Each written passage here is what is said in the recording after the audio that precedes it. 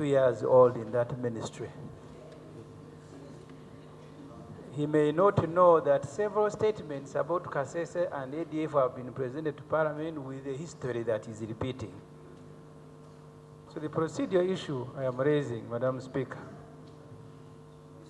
is whether the minister who was instructed to present a statement on the attack in Kasese should lecture this Parliament as if we are in Chankwanzi about the history that has already been by Honorable Chiyonga, by Honorable Mbabazi. All the subsequent ministers of defense have given that information.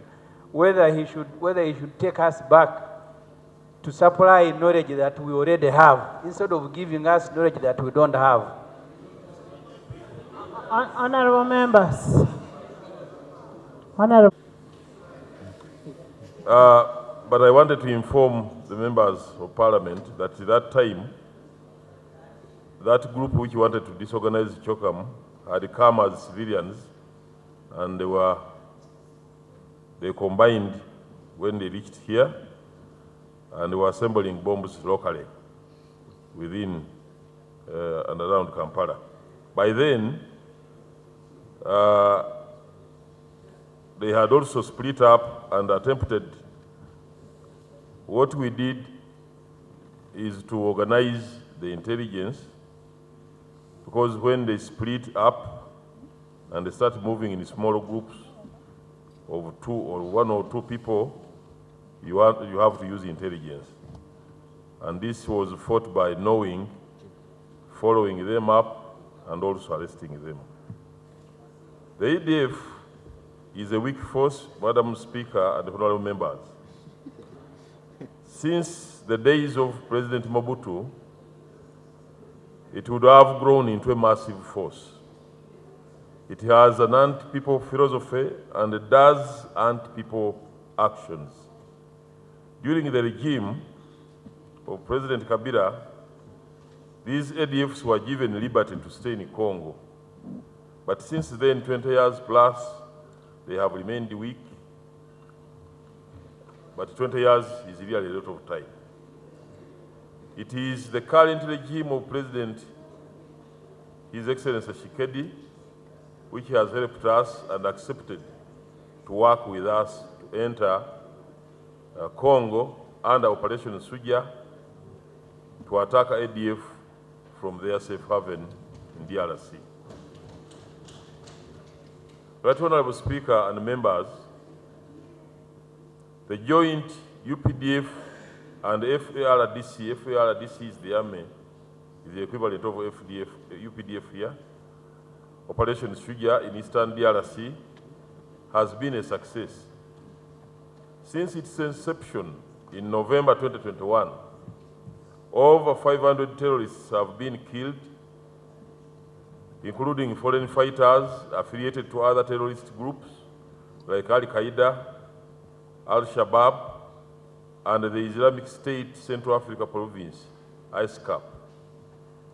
Over 50 have been captured, about 30 have surrendered on their own, and over 100 former abductees rescued, and various types and calibers of arms and ammunition and IEDs, improvised explosive devices, and ID-making materials have been recovered.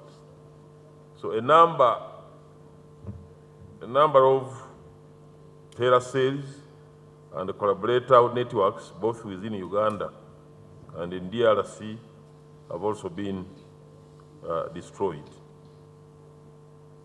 Life, I want to inform you, Right Honorable Speaker and the members, that life has also returned to normalcy in the areas of operation of the joint forces. Former abductees have returned to their homes. Schools, places of worship, and businesses have reopened, and abductions of the local people have been curtailed. Infrastructure, especially roads, have been either put in place or rehabilitated, which has eased the own movement of troops and supplies. goods and services for local business communities, and so on. The local communities in DRC are appreciative. Where we are,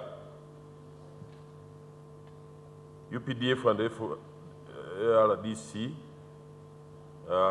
people are appreciative of the joint UPDF FRDC forces that have enabled this return to normalcy. I have organized a small map which is there.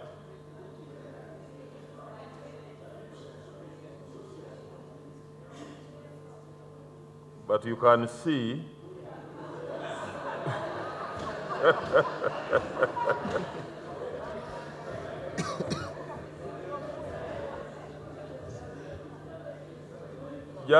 just a bit of that.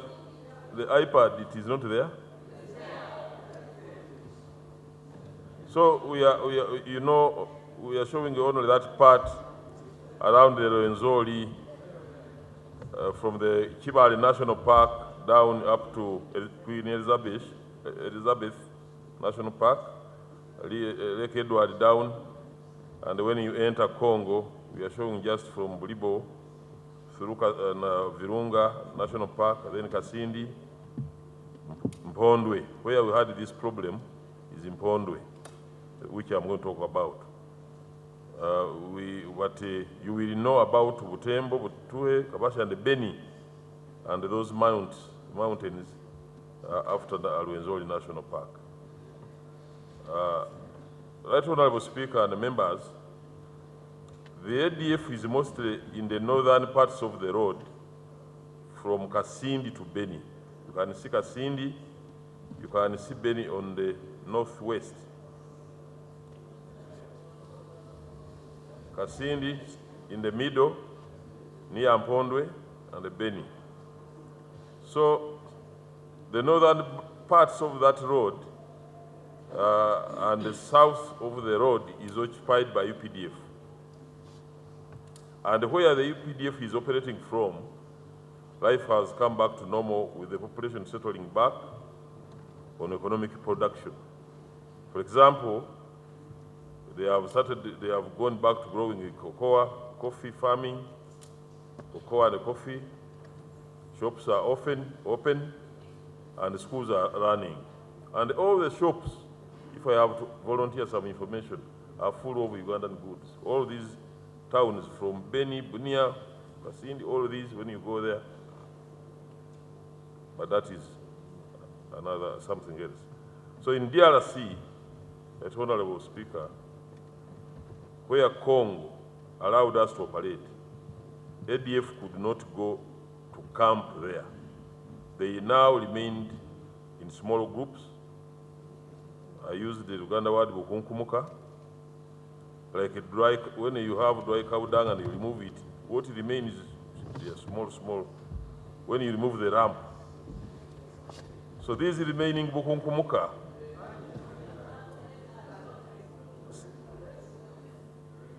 remnants, small scattered remnants that cannot attack barracks and police stations. But why do they attack civilians and schools and killing innocent people? We are very sure that they do this to give themselves publicity, to make the world know that they are still there, but also detract us, UPDF, back from attacking them in Congo, in their main camps. So we have denied them space locally, but we also need to finish them from where they are in their perennial hideouts in Congo, and this country should not remain in this panic forever.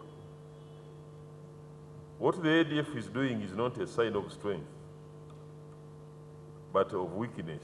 Otherwise, why don't they attack military and police barracks or ambush army vehicles? As you know, Right Honorable, when you burn a log, Even the ash, which we call a vu in Uganda, can go into your eyes and cause pain. The bukunkumuka should be wiped out, or a vu should be well swept, because all these can cause damage. They tried this in Ntoroko, December 13, 2022, and they were planning to do exactly what we did to this school recently. They were 51, but when they attacked, out of the 51, 26 were put out of action. Yes, we counted them. When you are fighting, you are not blind. We counted them. 26 were put out of action, and the bodies remained there. And the 25 were captured, and we have them in prison.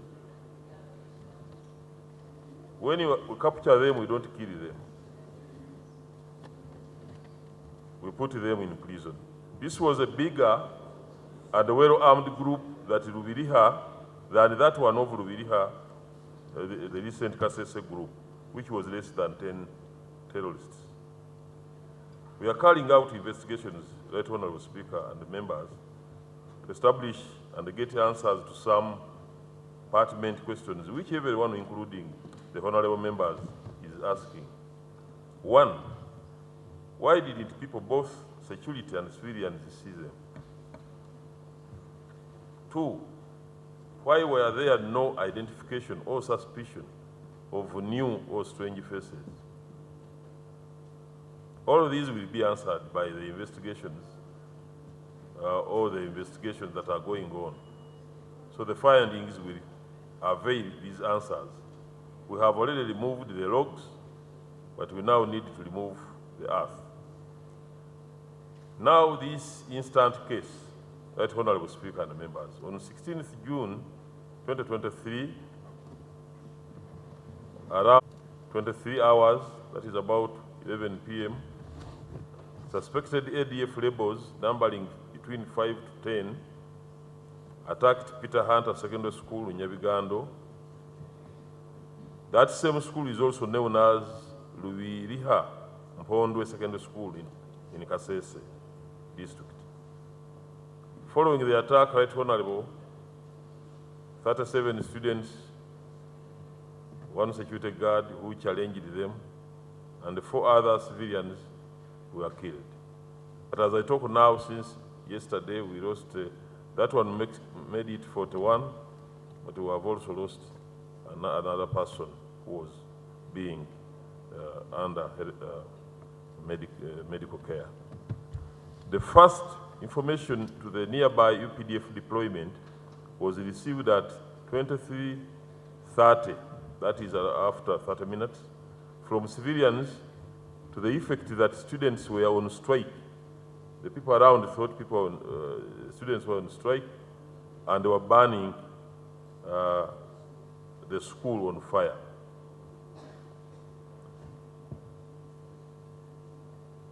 This information was quickly shared with police deployed at Wera, and subsequently a joint UPDF and police force on wheels was dispatched to the scene. Routine foot patrols also joined the dispersed joint force to the scene of crime. Unfortunately, honorable members, the attackers had retreated towards River Semoliki inside DRC, that is exactly down below Mpondwe, and eventually towards Virunga National Park. This Virunga National Park is an area that is not inhabited by human beings, and therefore has no security deployment. But the UPDF forces pursued the attackers southwards to River Lubiriha because they were expected to cross there, around 3 kilometers from the scene of crime. Despite that, Right Honorable and members, the pursuit continued, and on 19th June 2023 at around 14:30 hours, that is 2 p.m. here, 2:30 p.m., towards the confluence of rivers Semuliki and Taliha in DRC. The attackers, who had made a hasty defensive position, were attacked by a APDF mobile squad, where 3 enemies were killed, 1 submachine gun captured, 1 woman and 3 children rescued. In the initial planning at the start of Operation Suja, such diversionary acts by the enemy, ADF, were anticipated and taken care of. That is the reason rare deployments in the entire Rwenzori sub-region were maintained. For instance, when the same ADF group attempted to infiltrate in Toroko in December last year, even bigger numbers as mentioned above, the whole group was annihilated owing to timely information from the civilian population. Unfortunately, in this case of Kasese, Rubiriha, the information was late, inaccurate, and the small group was able to infiltrate with the assistance of some collaborators. That is why some of them have already been arrested to help in investigations. Operation Suja, Right Honorable Speaker and members, was initiated partly to arrest the ADF terrorism from its source in DRC. The bombings in Kampala, for example, in November 2021, were organized from DRC. Had we not deployed in time, the situation would have been worse. In this particular incident, Right Honorable Speaker, this was an isolated one and is highly regrettable. However, it does not and will not deter our resolve and commitment to execute our constitutional mandate of defending the sovereignty and the territorial integrity of Uganda in general, Kasese and the Rwenzori sub-region. In the pursuit for these criminals, Right Honorable and members, continues by the UPDF in DRC, and we are continuing with the very deep investigations in order to understand the nitty-gritty aspects of this incident. And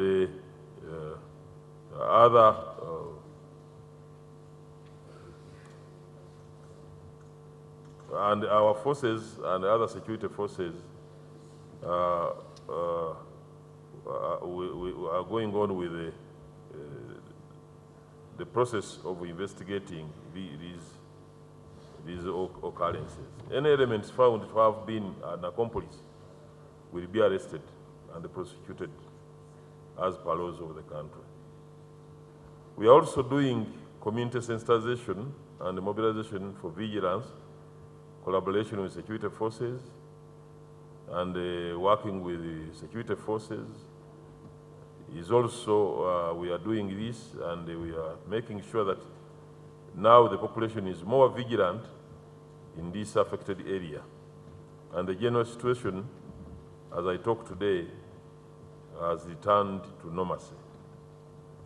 We appeal for calmness, vigilance, and cooperation from all citizens of goodwill in Rwenzori sub-region and the country at large, and as we continue to deliver on our constitutional mandate of preserving peace and the security for person and property within this country and all round our territorial boundaries.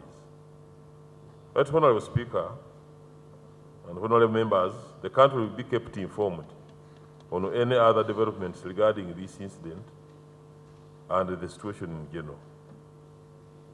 I thank you, Right Honorable Speaker. I thank you, honorable members, for God and my country. Thank you so much, Honorable Minister. Could not be airlifted, but the others were airlifted, not They even were? to Mbalala, but to Kampala. So they are here. They are here. Honorable Atkins. In fact, his submission was wonderful, and I just want to thank him for the support. In fact, we are going together with him today to the area. But I want to say that we don't have to say everything here, but the capabilities he's talking about, it is Parliament. We can monitor every inch of the border if we wanted, if we had the means. And nobody could have entered even with a punk without, but the rest is for another day when we are making budget. So you support us more. You know, when you're talking about security matters, there's in cold blood. Right, Honorable Speaker, Kasese being on a border, it is very, very impossible for one to cross from DRC with a small smuggled item without being detected, followed, and arrested. Rebels crossed from Congo to Uganda and killed our young ones without being detected. The minister has just told us that these people attacked the school at 11:30. He has not told us what time his security forces reached at the school. He is aware, and everyone is aware, that the rebels came, took their time to kill these students who are making noise and shouting that we are being killed. People are killing us. One student called Kato managed to escape and ran away and ran to a police station which is 800 meters away from the school. Reported that unidentified people have come to our school and they have started killing students. I have escaped. I managed to escape and I'm coming to report this. The police did not respond. Right, Honorable Speaker, according to the students who survived, they told us that the killers spent about 1 hour killing them. They even spent some time to monitor if they had all died and torched them. They burnt the dead bodies to ensure that they are all dead. They did not stop there. They moved to a nearest trading center and looted. switch on. Thank you, Right Honorable Speaker. They broke into the shops, looted, and went away with their stuff without being intercepted. Honestly, where were the security forces? And remember, when they reached the school, they first shot dead the askari. They had the bullets, I want to believe. This bomb that they used to burn the bodies, there's some 17 were burned to, I don't know. You cannot recognize them. They heard the sound of the bomb. The security did not do what? Respond. When we ask these questions, they are like, this one is against us. It is a shame. Very shameful. If you can respond on issues of smuggled items, why can't you respond when it comes to issues of human life? Is it that the money is more important than the lives of the people? We have people who collect information on your behalf. Thank you, Right Honorable. We have the visas, we have the pesos, we have the whistles from wards, we have the gisos. Where were they? Where were the disos? They are supposed to collect information on your behalf, and you are arresting the Bataka, you are arresting the civilians. These people have not been arrested. Why are you hiding them? The UPDF, I am surprised, Minister, I respect you so much, but the report you have just presented has made me feel like, what is this? We don't need to cover these issues. If you really love your country, you need to talk the truth so that your juniors can learn that they have been sleeping on duty. If you tell lies to the country, what will the juniors think? They'll think you're praising what they were doing. You have just said that you cannot allow an enemy to cross the border. How did the enemy cross? Remember 2 weeks ago, Kasindi village, which is next to Uganda border, had been attacked by the rebels. People were killed and others were abducted. It should have been a warning that the border is not safe. When we talked about it, you said, no, Uganda, you people in Kasese, there's no need for panic. We are going to boost security at the border. 2 weeks down the road, we are attacked. So where was the deployment? Anyway, thank you for the support you gave. in burials, yes, the 5 million helped, but, how about those ones whose children were abducted? People are flooding their homes, they are feeding them. Instead, the parents are dishing a lot of money. And if we say everyone who dies at the hands of, are given 5 million, what is it for? What does it have to do? All we need is the protection of our people, not the 5 million that you're giving them. Thank you, Right Honorable Speaker. To organize it with the Minister of Internal Affairs, and together we present a security report to the Parliament. Kasese is here. Honorable members, listen to the kasese report. They are now out of what I was going to present, and which I'm going to present now.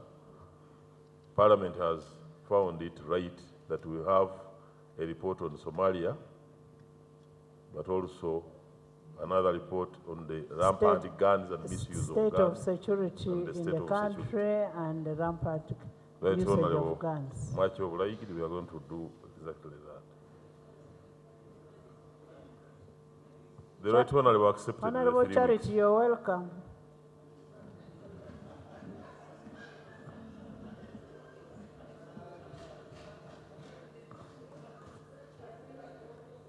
Right Honorable, you have allowed us 4 weeks. You asked for 3 weeks. I've given you the 3 weeks. Thank you, Right Honorable. This is the statement by the Minister of Defense and Veteran Affairs to Parliament regarding the attack on Peter Hunter Secondary School, Nyabigando, also known as Luviriha Pondwe Secondary School. Right Honorable Speaker and Honorable Members of Parliament, at the sitting of the Third Parliament of Uganda held on Tuesday, 20th June 2023, Parliament directed the Minister of Defense and the Veteran Affairs to issue a statement that was yesterday, 21st, but because of the circumstances that entailed here, I'm presenting it on 22nd June 2023 about these kasese killings by ADF, and I wish to thank you, Right Honorable Speaker and Honorable Members, for according government and my ministry this opportunity to make this statement. Allow me, Right Honorable, to bring to date all the members about what has been happening all through, briefly, so that we are together, we share the same knowledge about these terrorist attacks. On 13th November 1996, ADF, that time, which was 1,200 strong, all armed by Presidents Mobutu of DRC and Bashir of Sudan, attacked Mpondwe and occupied it for 4 days. The plan of Bashir that time was, as was already supporting LRA in northern Uganda, to be able to flank us from behind by capturing Kasese airstrip for their group's supply of arms and weapons to collapse the NRM government. We mobilized, and in 4 days we killed 400 of them. Therefore, we failed their plan, and they only managed to just occupy Mpondwe in Kasese for the 4 days I've mentioned, as they were blocked by a small force there. But when we mobilized ourselves, they gave up their mission of capturing of Kasese town and airstrip, and resorted to turning to terrorism by killing people and forcing them into internally displaced camps, IDPs. They also disappeared and occupied the mountain areas of Kasese and Kabalole. Right Honorable Speaker and members, between 1996 and 2007, they were in those mountain and rural areas where we were fighting them, and they tried running to Chibale and Winyaruguru. By 2007, we had defeated them completely. They then resorted to bombing towns and adopt guerrilla attacks or tactics. Right Honorable Speaker and members, the city and town bombings also quickly got controlled, and they all retreated to DRC, where they were allowed by the government of President Kabila. A team of 100 strong tried to enter and disorganize Chogam, but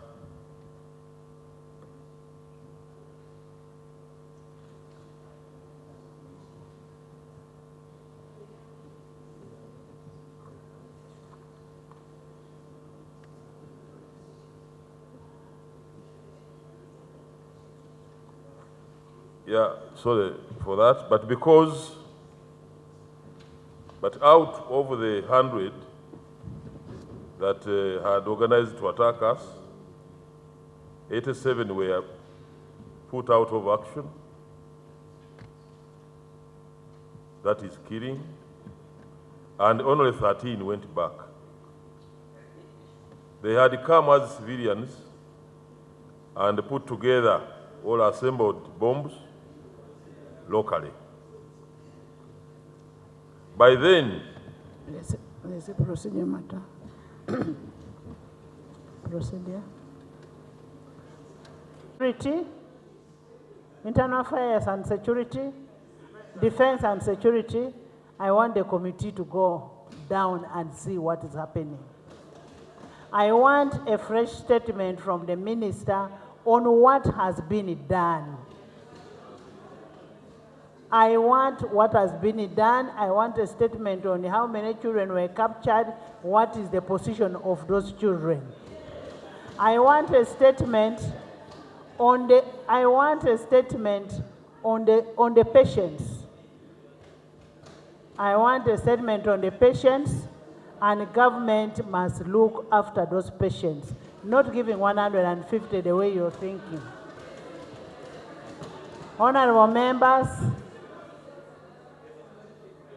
we need a statement from the Minister of Education. I wish you people could leave me to speak. We need a position of the students, because now we are hearing parents are taking back their children. How ready are you to secure these children in the schools? These children should continue being at school, but you must provide security for it. Honorable members, the trauma, the stigma these people are going through is not an easy one. We need a counseling service for these people. You want to come and do politics in the house here. When people's children are dying somewhere, we want to protect lives. The role of security is to make sure the lives of people is protected, property is protected. Honorable ministers, not one minister. It's a multi-sector approach. All of you must go to the locals and bring a proper statement and action taken. Next item. Item